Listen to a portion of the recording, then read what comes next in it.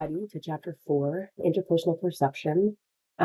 This week we are going to go over the chapter what talks about the process of perception, the fundamental forces in interpersonal perception, explaining why we perceive, and try to improve your perceptual abilities.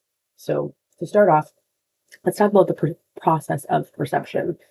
This is the process of making meaning from other people, from the people in our environment, and our relationship with them.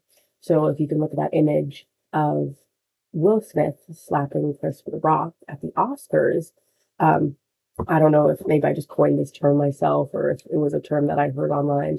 So I'm not taking credit, but it's the iconic slap heard around the world. Will Smith slapped Chris Rock, during a monologue after Rock told a joke where Jada Smith, Will's wife, was the punchline. This can be perceived in a multitude of ways. Some laughed, others didn't. Will didn't take the joke about Jada's baldness as a joke, rather as an insult to her medical condition. I apologize, I'm still dealing with a little bit of sickness. So Jada has alopecia, and Will most likely, I mean, it's his perception, perceived it as an attack on his wife. So while Chris may have thought that it was a joke and it was okay because of the relationship he had with the group, and with Jada and Will's own perception of the situation played a factor in him ultimately going up on stage during a live television rock.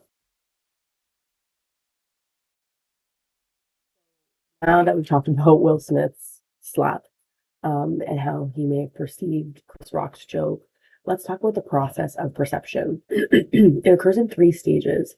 The first being selection, and that is what we choose to pay attention to. The next would be organization, how we classify the stimulus, what we've perceived, what we've seen. And then the last one is the interpretation, which means what meaning we assign to the stimulus.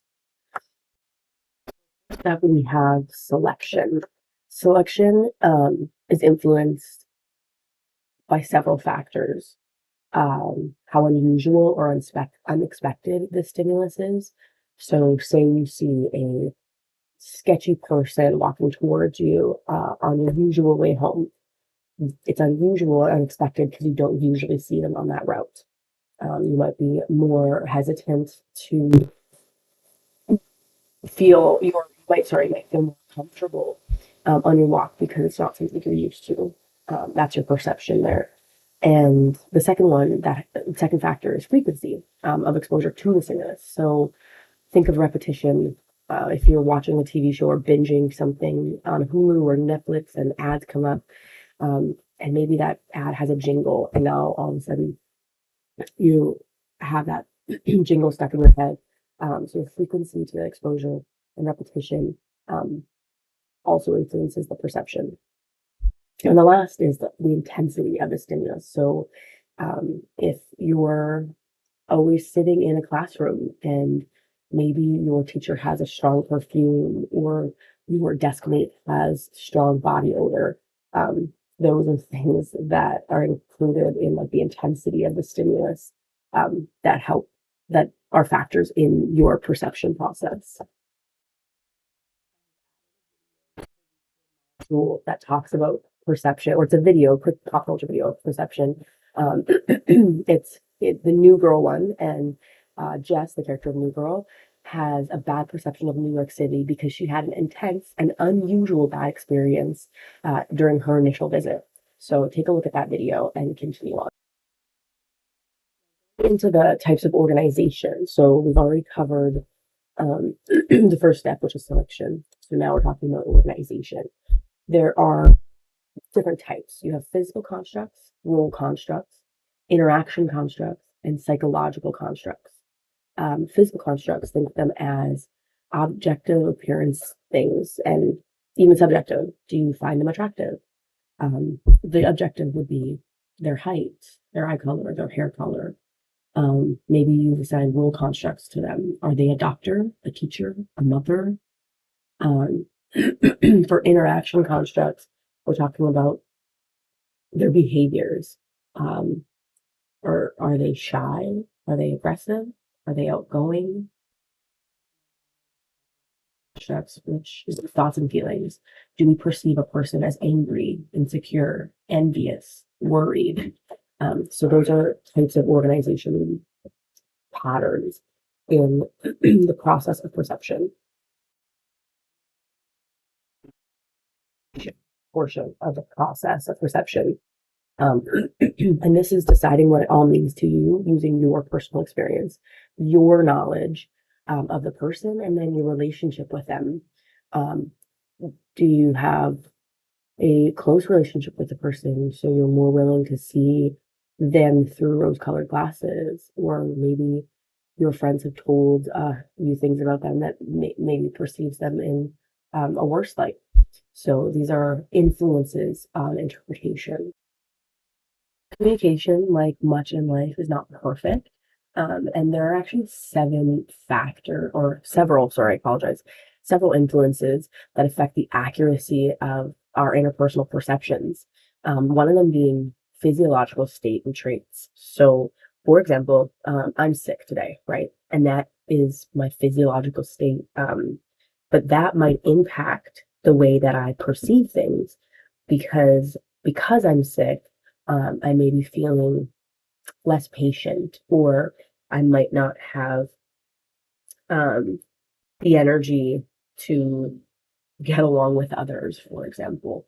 And this is part of my physiological state that can impact my interpersonal perception.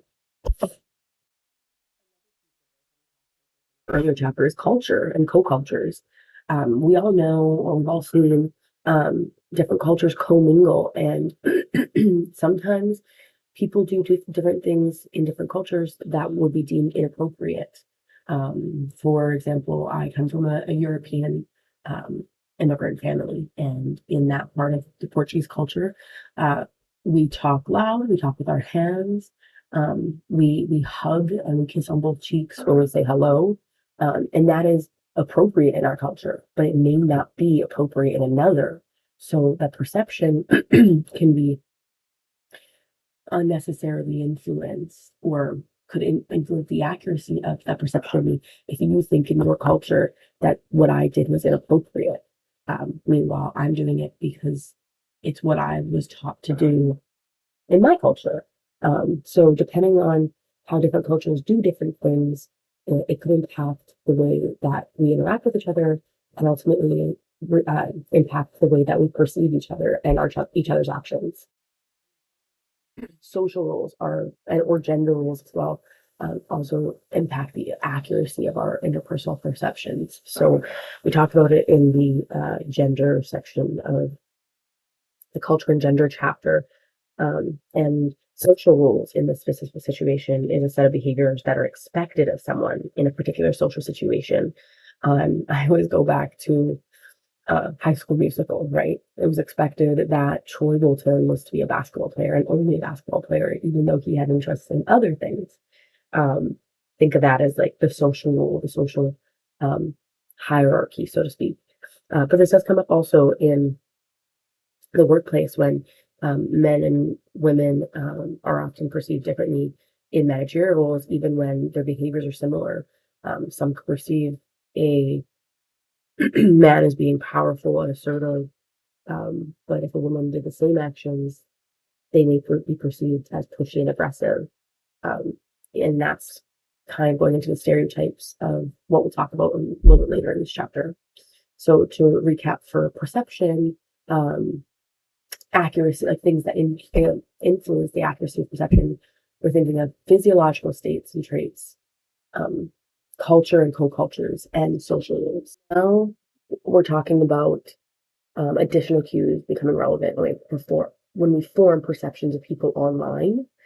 And this is extremely difficult sometimes because we think of the way that online imagery is curated, right? We see edits, we see AI, and it's increasingly harder to see who's being authentic. And when a study was conducted about how people prefer to see avatars. They prefer avatars that match themselves. Um, that they also preferred ones that were more human-like rather than maybe the ones that are um, like more, like the cat or the dog or some other avatars.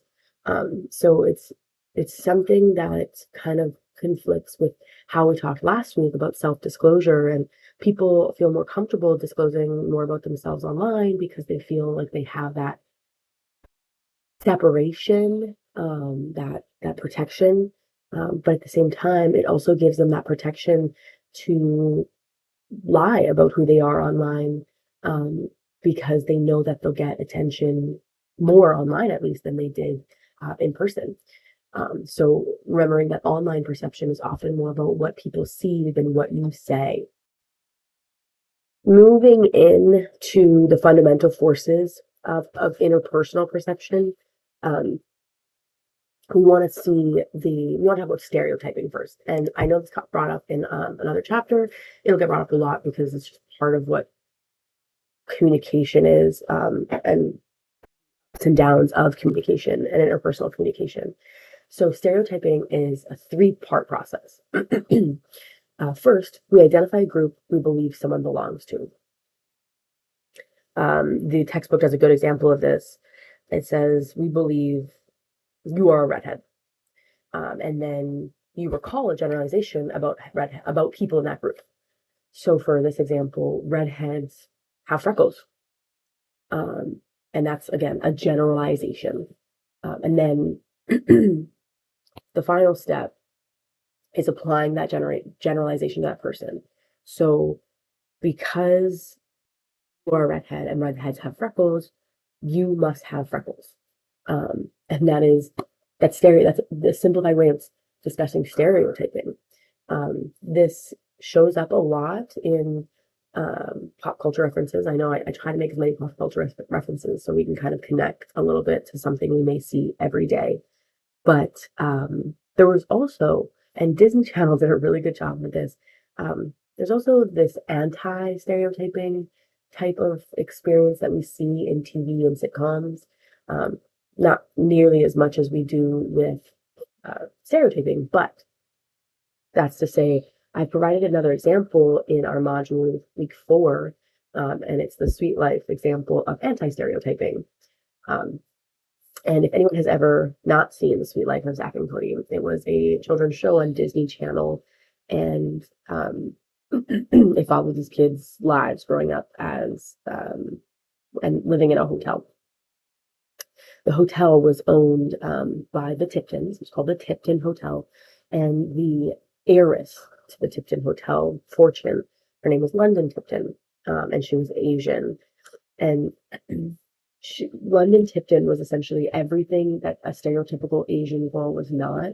And there are a lot of times Asians are stereotyped as nerdy, academic, quiet. She was portrayed as ditzy, vain, materialistic, and she hated school. So growing up, where she didn't wear glasses, she wasn't perceived as smart. She had high social standing. Um, so she even said things like education and me don't mix, or I save paper by never reading books. The example that I provided for you guys today is one of my favorites.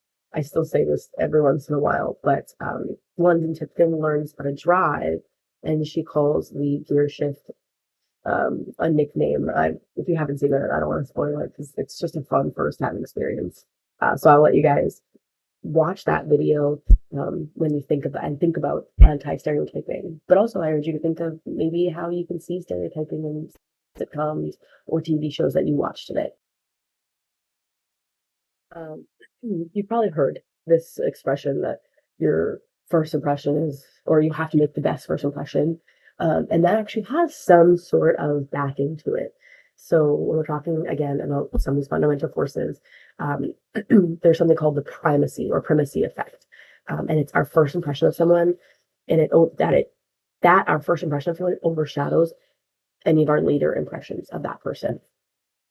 And that's why, like I said, we always talk about your first impression being the most important.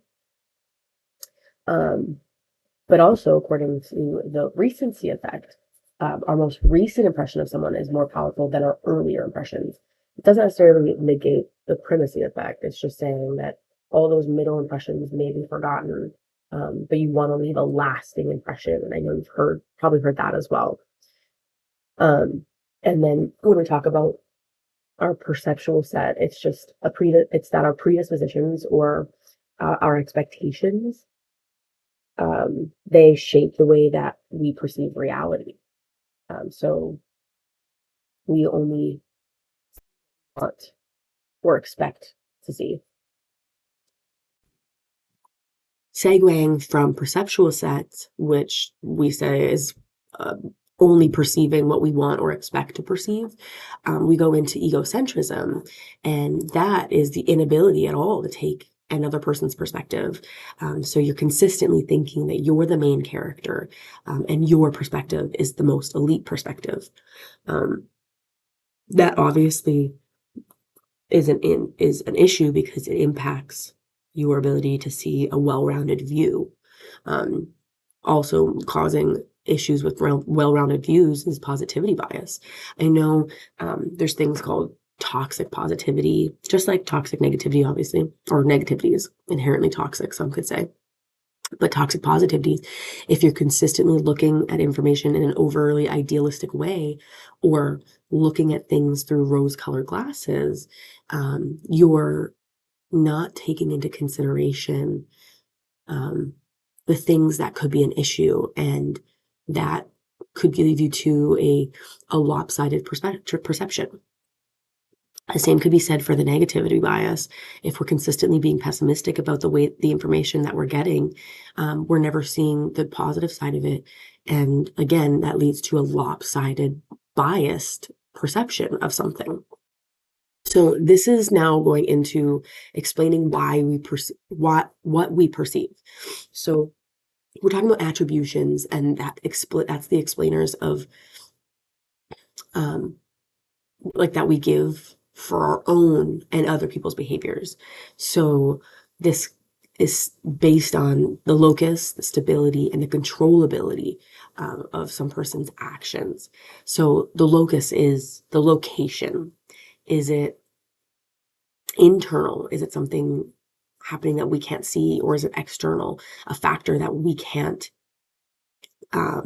we can't impact, or we can't control? Sorry, that's the word I was looking for. So say example that your boss is late to work. Are they late because they lost track of time, which is an internal issue, or because they got stuck in traffic, which would be an external issue because it was something that happened out of their control. And then stability is just like it sounds, stable or unstable. Stability would be maybe rush hour traffic because it's part of every day. We consider that stable. We have a name for it. So it's a stable occurrence. But unstable could be a crash because we don't anticipate car accidents. They're not every day. So that's the stability factor. Stability internally, however, could be attributing lateness to somebody's personality traits. They're just laid back. Or unstable, they woke up sick and they were slow to get out of bed. The instability of that is they woke up sick. You can't anticipate illness. And that led to them being slow to get out of bed. And then, of course, the controllability factor here is your boss was late because they stopped at Starbucks. That was controllable. They didn't have to stop at Starbucks. Or your boss is late because they got into an accident. Again, that's uncontrollable because we can't anticipate accidents. They can't, to a certain extent, control an accident. These all intermingle. And in your textbook I'm going to find the page 1 second. On page 127, table 1, we talk about the 8 attributes of rudeness chart in the textbook. And we instinctively want to blame somebody's actions on internal, stable, and controllable effects. And that's just to say, well, my boss doesn't care. And that's why she's late. And that's essentially leading all the blame on them, on their internal, stable, controllable factors. When in reality, maybe it was my boss has the flu. That's internal because it's an illness, but it's unstable because he has the flu now, but he might get better later. And then obviously it's uncontrollable because he didn't choose to get the flu, which eventually led to him being slow to get out of bed, and then late for work. So I urge you to take a look at the 8 attribution of rudeness table and then think about it. Think about a time maybe that you maybe judged somebody or perceived somebody as being rude or not kind to you, but you didn't consider maybe what these attributions may have been that led to that example or led to that instance for you. I know we think about this a lot, and this happens to me all the time. If somebody cuts me off in traffic, I just assume, oh well, they're a bad driver, they're jerks. But maybe there was something internally going on. Maybe they or external. Maybe they had to get to the hospital to visit a loved one, and that's not controllable either. It's they didn't ask. They can't control their loved one being ill. So let's all think about these attributions maybe next time that we go to make a snap perception of somebody's actions. So continuing on, and we're talking about how explaining what we perceive.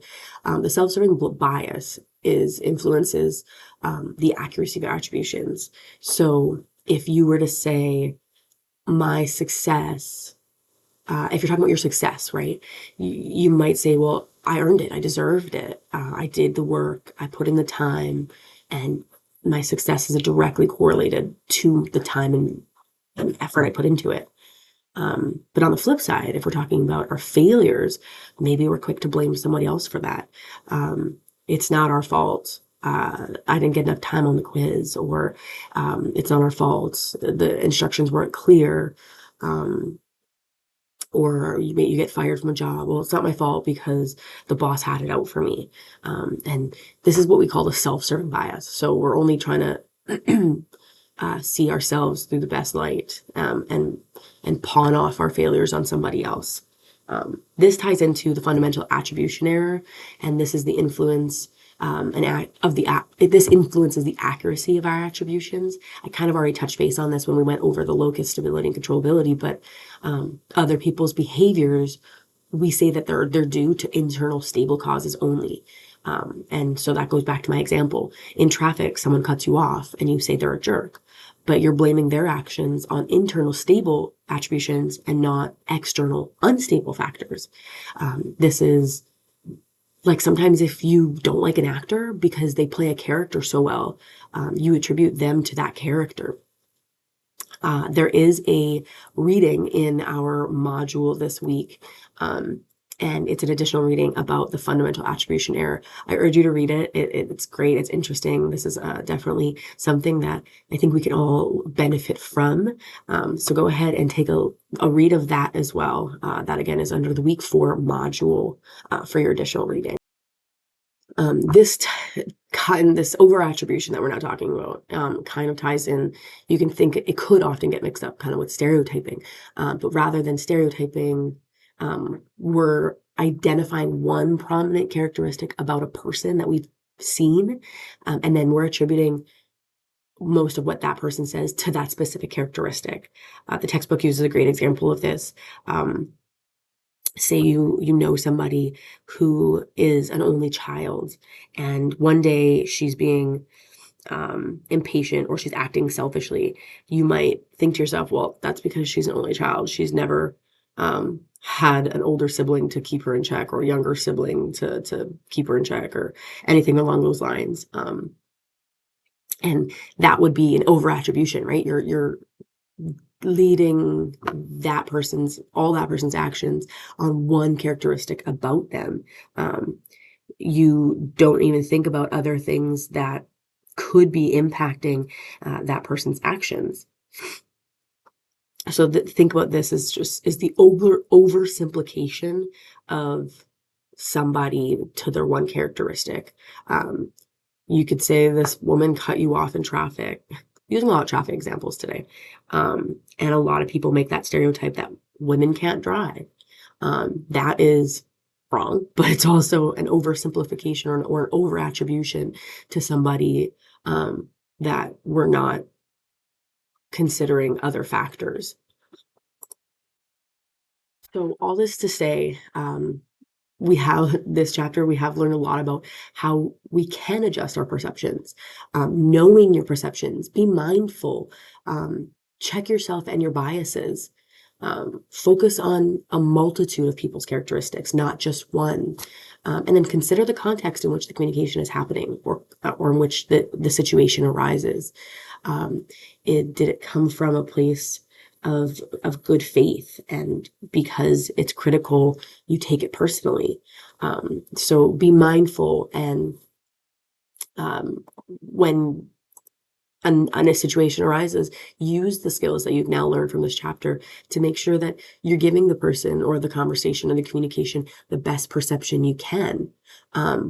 Make sure you're separating interpretations from facts. Generate alternate perceptions. It won't hurt you to form multiple opinions or multiple opinions, and then try and see where they all meet in the middle. Engage yourself in checking your perception, and don't feel bad to revise your perception of somebody or something. There's no shame in changing your perceptions. If anything, that just shows that you know how to grow and develop as a communicator. And that is something that I feel we can all learn from and all learn to be, is better communicators. And that part of it starts with our perceptions. So if you have any questions about this chapter, let me know. The quiz is due on Saturday at midnight. And that also means that the weekly discussion question is also due Saturday at midnight as well.